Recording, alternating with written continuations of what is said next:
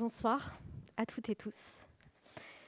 Je voulais commencer par vous parler d'un problème que j'ai eu hier soir et qui concerne aussi 30% de la population française, les insomnies.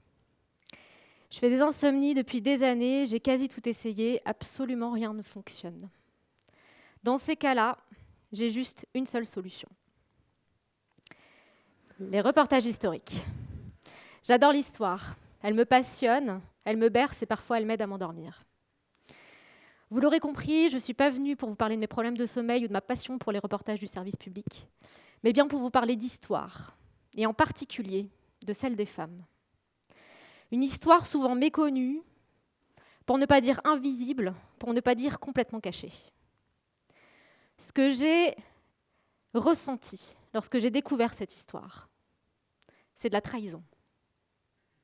Je me suis rendu compte qu'on m'avait menti, qu'on m'avait caché toute une partie de la construction de nos sociétés, qu'on m'avait raconté une autre version des faits.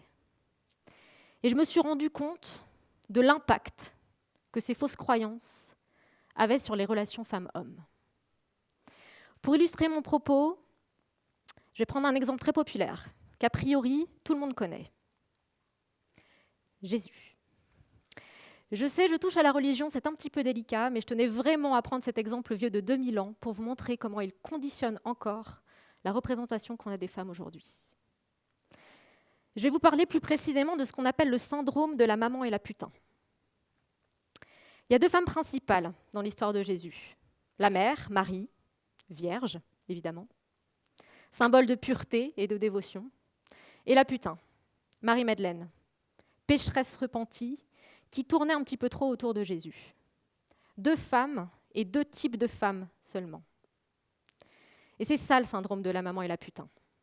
C'est cette dichotomie que l'on a créée autour de l'image des femmes. Il n'y a que deux possibilités. On est soit une fille bien, soit une traînée. Il faut avoir une sexualité débordante, mais que dans son couple, sinon on est une salope. Il faut mettre des jupes pour rester féminine, mais pas trop courtes. Il y a quelque temps, Secret d'Histoire et l'Ombre d'un doute ont sorti un reportage sur Jésus, une version historique des faits, pas religieuse. J'y ai appris que Marie, lorsqu'elle a accouché de Jésus, elle avait 16 ans. Que Joseph était un vieillard de 70 ans qu'il avait recueilli et mis enceinte. On ne précise d'ailleurs pas si le rapport était consenti. Mais comme il n'était pas marié et qu'une prophétie annonçait une naissance divine à venir, Marie s'est retrouvée mise enceinte par un ange. Quant à Marie-Madeleine, son histoire est en réalité une agrégation de différents personnages. À la base, elle était juste célibataire, mais c'était signe de mauvaise vie à l'époque. Et ça l'est toujours un peu d'ailleurs. Une femme célibataire, c'est suspect. Pour certains, elle aurait même pu être la femme de Jésus.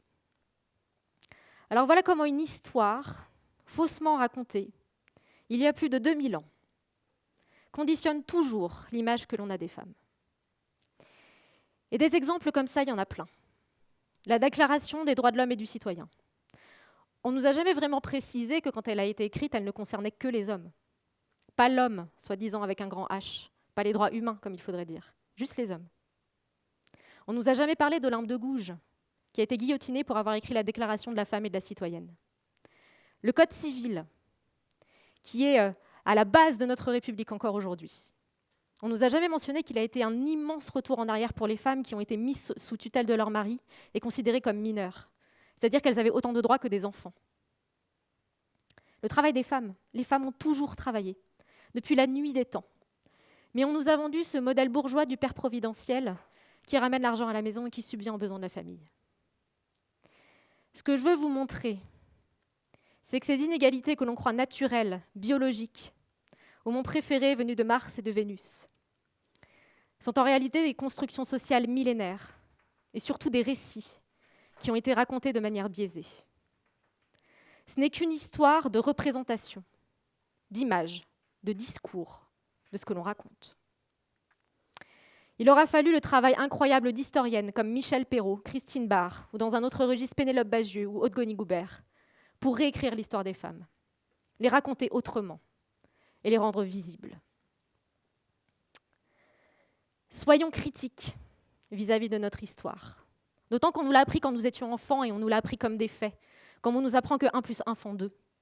Donc forcément, on ne se pose pas la question. Mais notre rôle en tant qu'adultes, c'est de remettre en perspective cette histoire.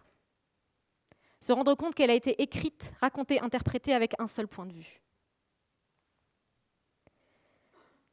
Alors, ne vous méprenez pas, je ne suis pas du tout en train de vous dire de tout remettre en question et de céder à des théories du complot un petit peu douteuses. Simplement de ne pas rester naïf. Non pas parce que cette histoire est fausse, mais parce que nous n'en connaissons qu'une seule partie. Le danger d'une histoire unique, c'était d'ailleurs le premier TEDx de Chimamanda Ngozi Adichie. La méconnaissance dans laquelle on reste quand on se contente que d'une seule version de l'histoire. Comment les histoires peuvent être utilisées à bon ou mauvais escient.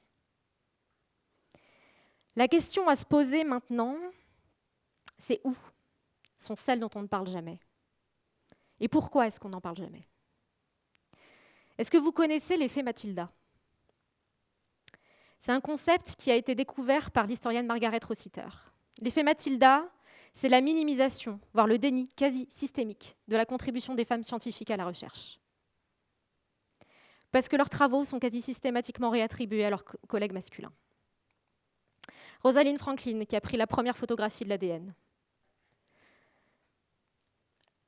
Margaret Gauthier, qui a découvert la trisomie 21. Ou encore Mileva Einstein, la femme d'Albert, qui a participé à la moitié des recherches de son mari. Jocelyn Bell, qui a découvert le premier pulsar. Toutes ont été dépossédées de leur découverte. Et se sont même fait voler des prix Nobel. Et pendant ce temps-là, on continue de déplorer l'absence des femmes dans les sciences. Et c'est vrai qu'en France, dans un secteur aussi porteur que le digital, il n'y a que 27% de femmes, alors qu'il y a encore 30 ans, le numérique était majoritairement féminin. Mais dès qu'il y a eu un intérêt économique, les hommes se sont réemparés du secteur. Et on a créé cette culture geek qui consiste encore souvent à représenter des hommes à la puberté un peu tardive en train de coder dans des caves. Je le répète, ce n'est qu'une histoire de représentation, d'image, de discours, de ce que l'on raconte. Parce que pour ramener les femmes dans le numérique, on sait ce qu'il faut faire. Sensibiliser les jeunes filles, montrer des rôles modèles, mettre en place des best practices, mettre en place des formations. Et surtout, arrêter de considérer qu'il existe des métiers de filles et des métiers de garçons. On les a, les solutions. La question, c'est quand est-ce qu'on se donne réellement les moyens de les mettre en place et qui pour s'y engager concrètement. Alors la bonne nouvelle, c'est que les femmes reprennent de plus en plus le pouvoir sur leur récit.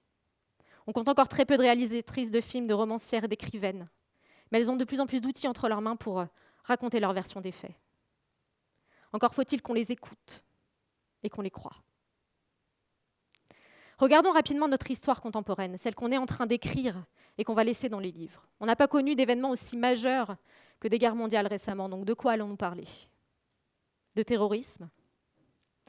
De deux chefs d'État un petit peu particuliers qui se menacent avec des tweets? De la nouvelle montée des extrêmes? De ce nouveau monde qu'on essaie de construire alors qu'il peut s'effondrer du jour au lendemain? De la crise écologique sur laquelle personne ne se bouge non plus?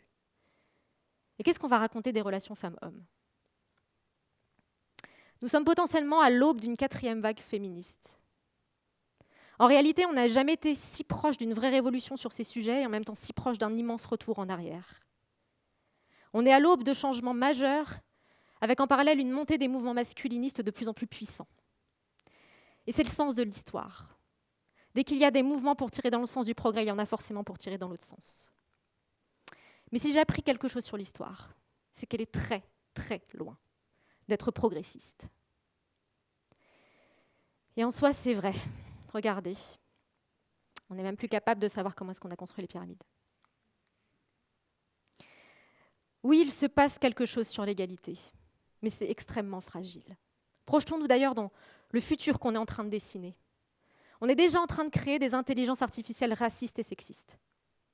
Comment est-ce possible que l'on continue de reproduire ces mêmes schémas? On va vraiment laisser le monde de demain être pensé, développé, gouverné uniquement par des hommes blancs. On laisse faire. On continue de perpétrer cette vision unique de notre histoire.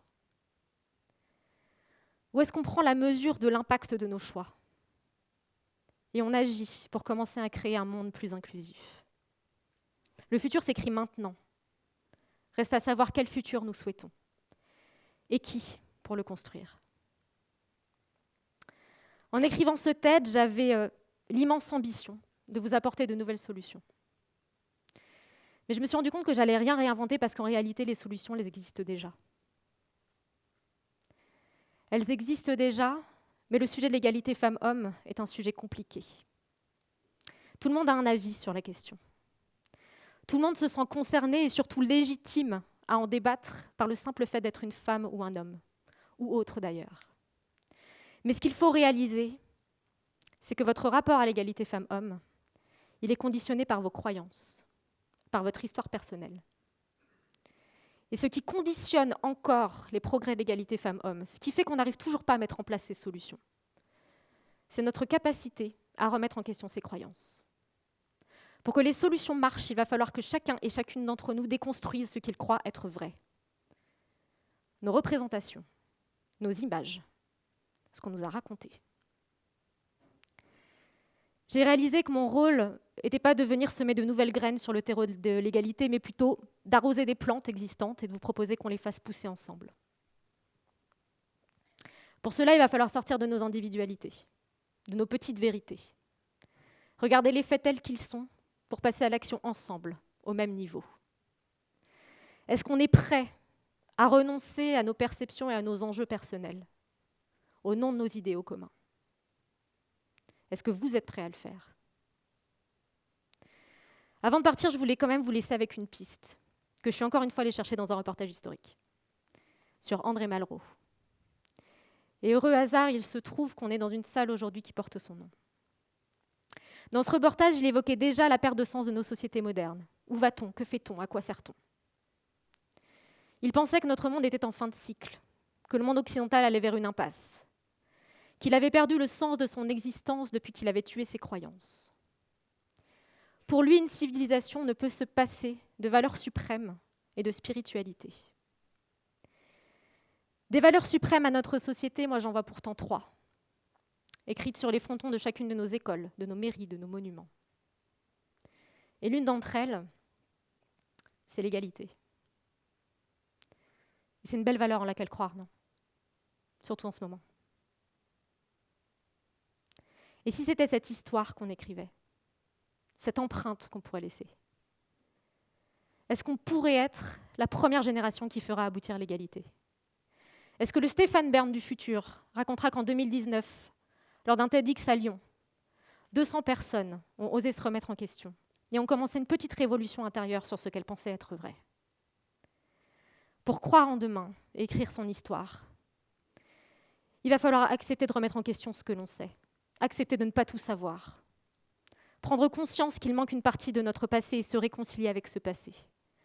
Et avec tous nos autres passés, plus ou moins difficiles d'ailleurs, pour envisager le futur en ne laissant cette fois-ci personne sur le côté. Et j'espère très sincèrement que ça nous permettra de dormir un petit peu mieux. Merci beaucoup.